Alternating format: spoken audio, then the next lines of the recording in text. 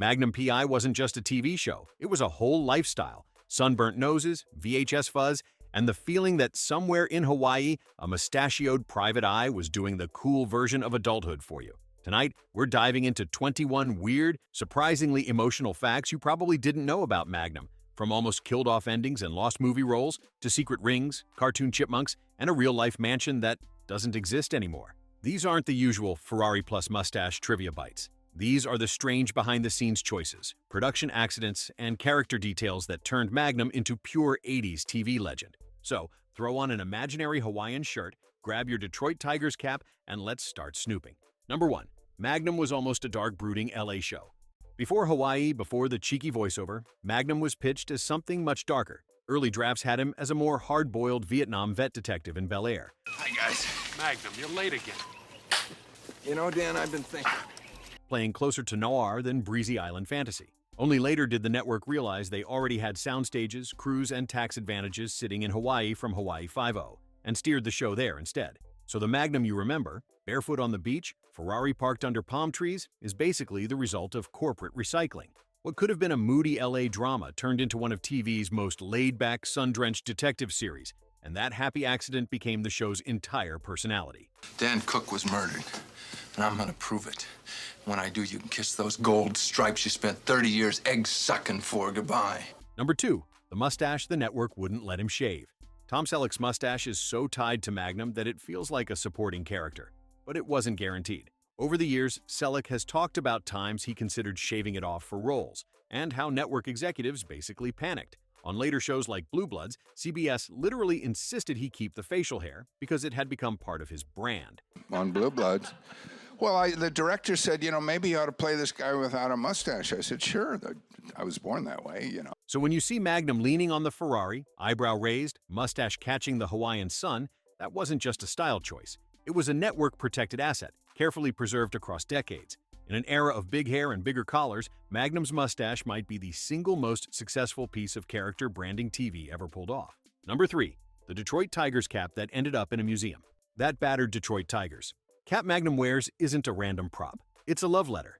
Selleck is a real-life Detroit native and longtime Tigers fan. And my fantasy was to be a big league baseball player, so to step out here, it just brings the kid in you alive again. And he personally pushed to have Magnum wear the cap so the character carried a piece of his own background. Fans latched onto it so hard that the hat outlived the show. One of Magnum's original Tigers caps was eventually donated to the Smithsonian's National Museum of American History as an artifact of TV culture. And the love story didn't stop there. Decades later, Detroit even celebrated Magnum PI Day at Comerica Park, with fans showing up in Hawaiian shirts, fake mustaches, and Tigers caps to honor the show and Selleck's connection to the team. Every shot the best Magnum PI? We can get the best Magnum PI impersonator. A fictional private eye's baseball hat becoming museum-worthy Americana? That's some serious pop culture power. Number 4. Magnum's Ferrari was kind of a smog-era puppy. On screen, Magnum's Ferrari 308 GTS looks like it could outrun a rocket. In reality, thanks to late 70s and early 80s U.S. emissions rules, the American spec 308s were a lot softer than their European cousins.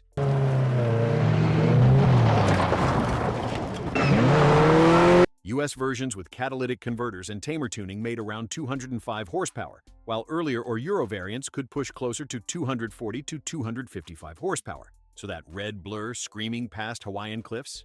Under the hood, it was more respectably quick GT than neck-snapping supercar. Ferrari, the most famous part would be the fact that this car is actually featured, of course, in Magnum PI. So this is the car that Tom Selleck's character drives around the island of Oahu. But here's the twist. Because Magnum made the 308 such a TV icon, those very same underpowered models now command serious collector money, with their cultural status often mattering more than the spec sheet. In other words, Magnum proved something every 80s kid already knew. If you look fast on TV, that's half the battle. Number 5. Robin's Nest was real, and it's gone. Robin's Nest, the dreamy oceanfront estate where Magnum lives like the world's luckiest houseguest, wasn't some matte painting. It was a real property on Oahu's east shore known as the Anderson Estate, built around a historic turtle pond used for centuries by Hawaiian royalty. The house, red tile roof, private lagoon, the works, became one of TV's most recognizable locations. Higgins, what are you doing? We had an agreement. But in real life, it changed hands, fell into disrepair, and was ultimately demolished in the mid-2000s, the land subdivided for new luxury homes. So if you ever rewound VHS tapes just to pause on that lagoon and imagine living there, yeah, that place really existed. It just couldn't dodge the wrecking ball any better than a villain facing Zeus and Apollo. Number 6, Dale from Rescue Rangers is basically a cartoon Magnum. If you grew up on Chip and Dale, Rescue Rangers, and always thought Dale's outfit felt oddly familiar, your nostalgia radar is spot on. Official material straight up confirms that Dale's red and yellow Hawaiian shirt was inspired by Thomas Magnum's Aloha style. Higgins and I do this all the time. It's sort of a game. A game? While Chip's fedora and jacket nod to Indiana Jones. So in the late 80s and early 90s, kids who had never watched Magnum PI were subconsciously absorbing his look through a wisecracking chipmunk. That's how deep the show's visual language dug into pop culture. It literally got recycled into Saturday morning cartoons. The result? Magnum unintentionally became part of the shared childhood visual universe. I don't want to be a pirate anymore. You've got to get us out of here. This is all your fault. Sitting right next to Scrooge McDuck, Darkwing Duck, and the rest of the Disney afternoon. Number 7, the theme song you hear wasn't the first one.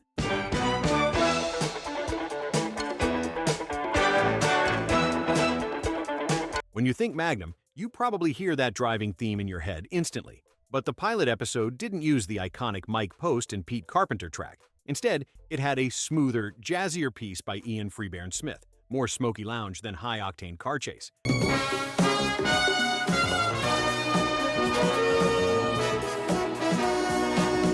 Once CBS saw how the show played, they realized Magnum needed something with more horsepower.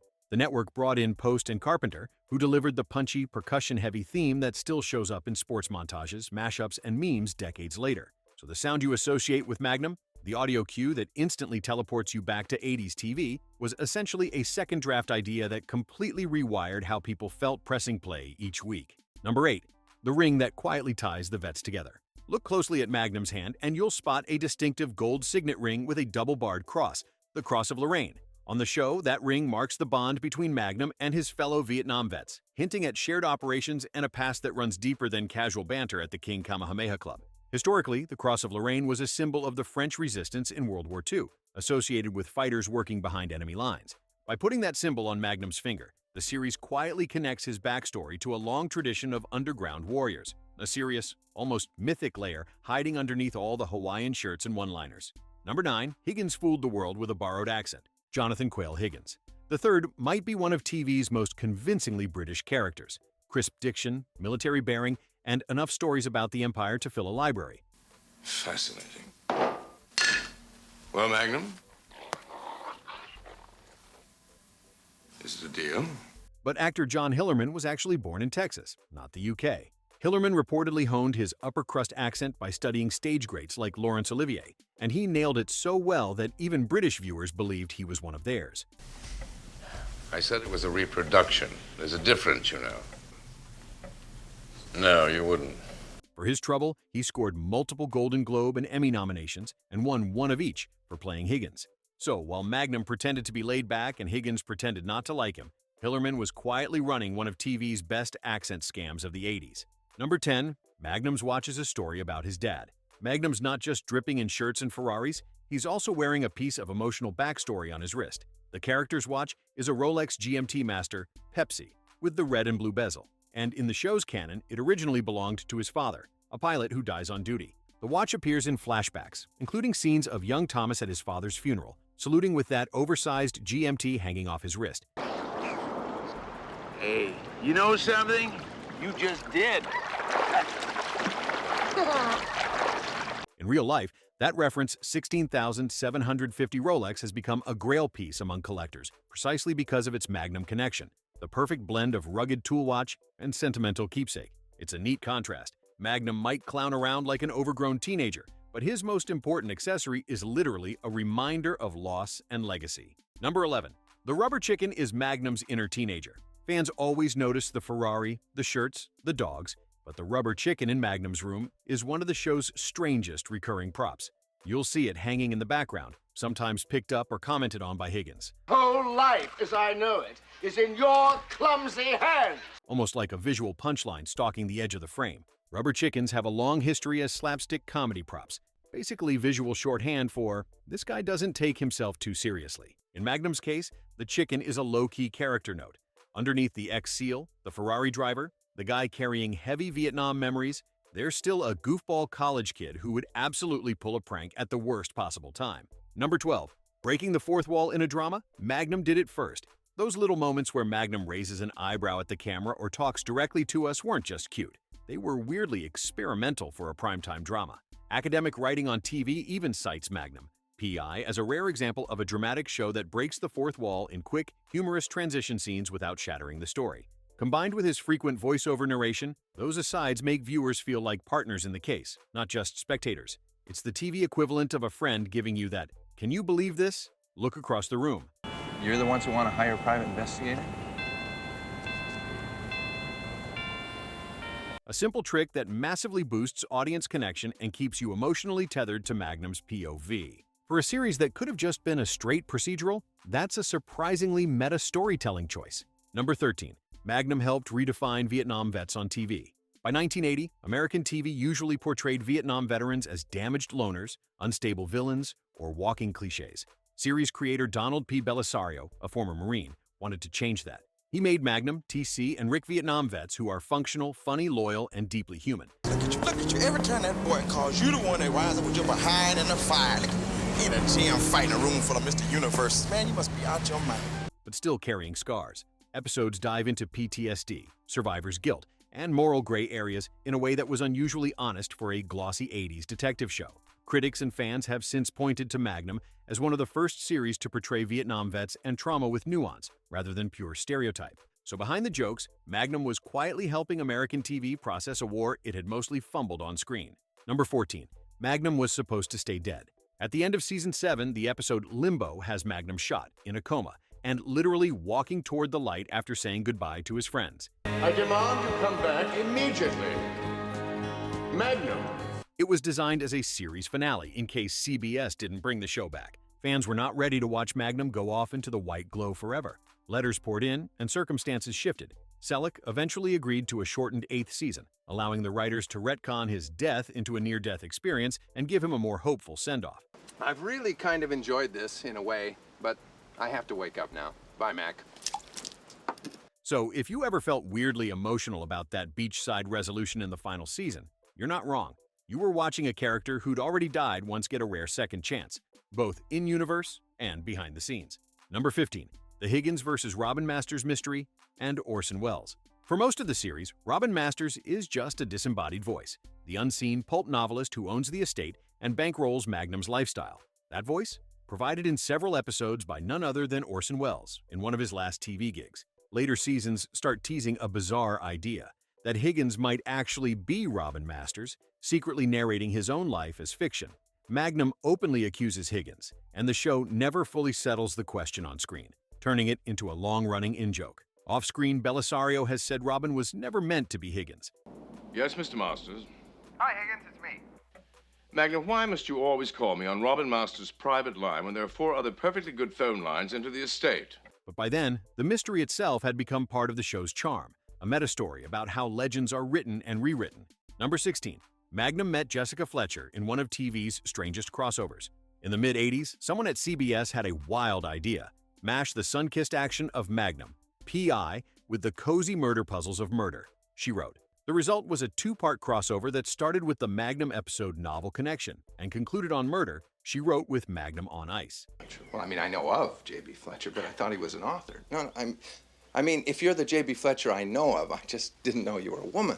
Jessica Fletcher flies to Hawaii, Magnum gets framed for murder, twice, and we watch a Hawaiian PI bounce off a crime-solving mystery novelist from Maine. Stylistically, it shouldn't work, but it does, precisely because the shows lean into their differences. May I present Mrs. Jessica Fletcher? How do you do? It's like mixing a tiki bar with a New England library. Wrong on paper, oddly perfect on screen. Number 17. Magnum lost Indiana Jones. Because of Magnum, the what-if that refuses to die. Before Harrison Ford, Tom Selleck was the guy Spielberg and Lucas wanted as Indiana Jones for Raiders of the Lost Ark. Selleck was ready, they were ready, but CBS wasn't. His Magnum PI contract locked him in. But yeah, I mean, look, I signed a deal for Magnum. It was the best thing that ever happened to me. I'm proud that I lived up to my contract. Some people said, you gotta. Ironically, a production delay later meant he could have shot both, but by that time, Ford had already whipped his way into cinema history. So Magnum exists in this wild alternate timeline where its lead could have also been the face of 80s blockbuster cinema. Instead, the loss of Indy arguably helped keep Selleck 100% locked into Magnum, turning the show into his definitive role. Number 18. The show turned Hawaii into a permanent TV star. CBS originally chose Hawaii largely because it didn't want to waste the production base built up for Hawaii Five-0. But that cost-saving move ended up turning the island itself into a recurring character and a long-term TV hub. Magnum's success proved that sun-drenched, location-heavy TV could feel cinematic and aspirational on a weekly schedule. The strangest thing just happened. I was sailing along just as slick as you please, and all of a sudden, I just fell off. It was weird. Later shows like Lost, the Hawaii Five-0 reboot, NCIS Hawaii, and even the new Magnum PI all piggybacked on that Hawaiian TV identity, with state tax incentives locking it in as a production magnet. So yeah, Magnum wasn't just living in paradise. It helped build a TV paradise a whole industry still uses. Number 19. Higgins won as many awards as Magnum. Tom Selleck is the poster boy, but in awards terms, Higgins kept pace. John Hillerman's performance earned him 5 Golden Globe nominations, with 1 win, and 4 Emmy nominations, with a win in 1987 for Outstanding Supporting Actor in a Drama. That's a ridiculous haul for a supporting role. Well, she was simply the most beautiful woman in Honolulu society. Seems no man can meet her without falling helplessly in love. Proof that the show's magic was as much about the odd couple dynamic between Magnum and Higgins as it was about Ferraris and shootouts. Without Higgins' world-class disapproval, Magnum's laid-back charm doesn't pop nearly as hard. In a way, the show is less one cool PI and more a two-hander comedy drama disguised as an action series. Number 20. Tom Selleck secretly paid the crew's bonuses. Decades after the series ended, Selleck revealed a pretty wild behind-the-scenes story. During the final season, when the studio refused to give the crew promised $1,000 bonuses, he renegotiated his own salary, then quietly cut checks out of his pocket so everyone still got paid. This is probably a mistake. Is that what you really think? I think. Adjusted for inflation, that's several $1,000s each. Real money coming directly from the star to the people who made the show work. In an industry famous for diva behavior and petty demands, Magnum's leading man essentially used his clout to make sure the crew didn't get stiffed. I told myself not to feel persecuted. I told myself that people who get audited are chosen at random. Behind the mustache was a guy willing to share his payday, so the people behind the camera weren't forgotten. Number 21, Magnum's legacy still shapes how we remember the 80s. Between the Tiger's cap, the Ferrari 308, the Aloha shirts, the mustache, the Vietnam backstory, and that sax and synth theme, Magnum PI accidentally created a visual and emotional shorthand for the entire decade. The bank closes at 3. But the airport's open all night.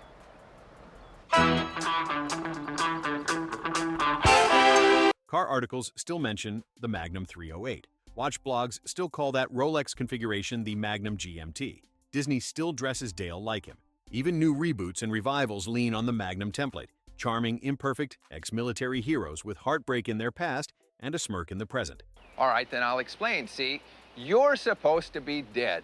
But even if you were alive, you'd be old enough to be my mother, which you're obviously not. For a show that started as a cost-efficient detective series sitting on top of recycled Hawaii infrastructure, that's one hell of a pop culture aftershock. So there you have it. 21 weird, hidden, and oddly heartfelt Magnum secrets that live just under the surface of the Hawaiian sunsets and Ferrari glamour. The more you dig into the show, the more it stops being just another 80s detective series and starts to look like a perfect time capsule of that era. A mix of goofy humor, real emotional scars, iconic style, and TV experimenting in ways it didn't brag about. If this stroll back to Robin's Nest stirred up some VHS age memories for you, do me a favor. Hit like, drop a comment, and subscribe so our little nostalgia patrol keeps getting recommended to other Magnum fans still out there. If you've made it this far, tell us in the comments. Are you Team Ferrari and Mustache, or Team Higgins and Zeus and Apollo? And which classic 80s or 90s movie or TV show do you want Rewatch Club to uncover next?